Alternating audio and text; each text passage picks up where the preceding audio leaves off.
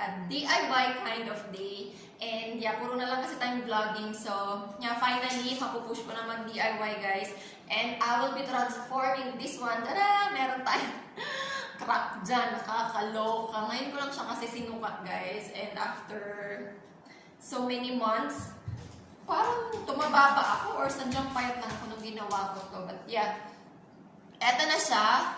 And kung napapansin nyo, nawawala yung isang sleeve, guys. Kasi pinag-practicean ko yung sleeve. Because this material is stretchy. So, tinry ko siya sa sewing machine. Pero kinain niya, guys. Kaya hindi siya nag-work. And yan, kung mapapansin nyo, nakabuka siya ng ganyan. Kasi hindi ko to tinahi. Ginamitan ko lang siya ng fabric glue. So, gumanon siya nung, nung sinukat ko siya kanina. Pero sobrang nice pa din naman, guys. Ayan, I cannot let go. I like the quality of this, tela kasi thick siya and stretchy. Hindi nyo mapapansin na wala akong bradoodles. Hindi halata yung ating, nips, ganun. And, yeah, maganda rin yung, yung design niya ba. Pero, yeah, nanghihinayang talaga akong i-let go. And hindi ko din naman siya magamit dito eh. So, I decided I'm gonna be transforming it na lang para maging purposeful naman. Magagamit ko siya. Yung something na magagamit ko. So, yeah, this time, ito yung i-DIY ko, guys.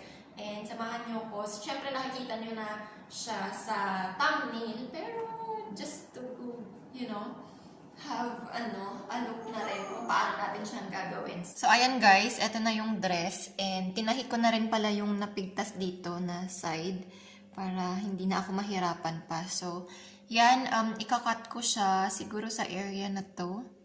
Pag ganun. Tapos, dito yung bottom na part. So, ikakat ko muna yung top. Well, actually, i-detach ko muna to. Kasi, hindi ko naman siya ganun kakailangan. I mean, hindi ko siya magagamit. So, there. Yan. So, I'm gonna be cutting this area na lang. Ay. Yan. Push.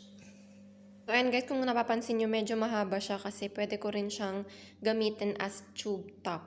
So, ayan, dito tayo sa bottom part, guys. And as you can see, ito yung part na merong space para, maglagay ng garter or something.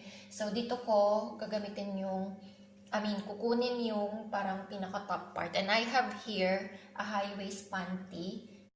Actually, itong panty na to, guys, is hindi siya ganun ka-high waist. Pero kapag sinukat ko, of course, akin to. So, hindi naman siya, law-law. Mukha lang siyang malaki. So, yeah, it fits perfect. Kaya, okay na rin yan kahit papaano. And, yan, ginugupit ko na lang. Ginagamit ko lang siyang guide to, cut the area kung saan ko gusto. And then, yan, naglagay ako ng allowance para kahit papaano may space pa. And it's time to fit the front part naman. Ayan, magkakat lang ako. Tansya-tansya lang siya. And if-fold ko lang in half to do the other side as well para pantay naman siya, guys. Yan, push. So, ayan, gupit-gupit lang ang peg natin. Push. And, yeah, yung extra seam, guys. No, not seam. Pero, yung extra niya is para sa seam just in case, of course, mayroon tayong mali or something. Pero for the seam talaga siya. And gagamit lang ako dito ng fabric glue to attach them together para hindi na ako magtatahi. Ayan, yung mga sides. And yan na siya after. So, ang gagawin ko next is tatahiin ko dun sa bottom part and dun sa side. So, ayan guys, tapos na tayo sa panty. Ayan na siya. Nung i-fit ko siya, guys, hindi siya ganun ka-high waist, pero okay na lang din. And, naalala nyo ba to, yung part kung saan ko tinanggal yung panty? Wait lang, pakita ko sa inyo para may idea kayo. So, ayan siya. Ganyan siya kanina. Ganun. Tapos, kinat natin yung panty. So, gagamitin ko to, guys. Etong part na to. Pwede pa siyang maging top. So, ang gagawin ko lang is, wait lang, pantayin natin siya. Ayan. And, ito na yung parang tube na part, tapos ito yung tali niya. So, ang gagawin ko is, tatanggalin ko yung side na to para ito yung magiging strap. Wait, asan yung bunting? Ayan. Tapos, ito yung sa tube na part niya. Oh, shoot, nasira. Pwede naman gawa ng paraan siguro yan. Wait lang. So, unahin ko muna dito sa side na to. So, ayan guys, bali ititrim ko lang sa edges niya. Ayan, ito yung magiging strap natin. Itatali lang natin after dun sa shoulders na part. So, yeah, gagawin ko rin din sa kabilang side and aayusin ko yung dito. So, babawasan ko lang siya. The thing is, hindi ko na siya malalagyan guys ng seam. Pero okay na lang din siya kasi maikli na lang. Yung tube top na lang ang lalagyan natin. Gagamit tayo ng fabric glue. So, ayan na siya guys. And then, kukuha tayo ng ilalagay natin sa gitna.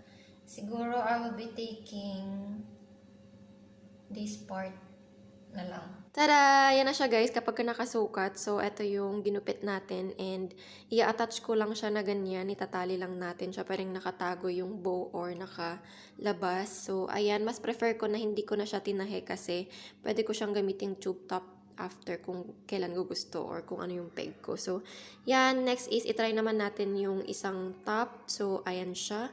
Ganyan siya pag nakasukat. Medyo loose sa ilalim. Kaya, naisipan kong ilagay din yung tali para kahit paano may style siya. And, so far, it turned out very nice din naman siya. So, yan na siya guys. That is all for today's video. Thank you so much for watching. I hope nagustuhan nyo tong DIY na to. See you again next time guys. Bye! Love you so much. Mwah!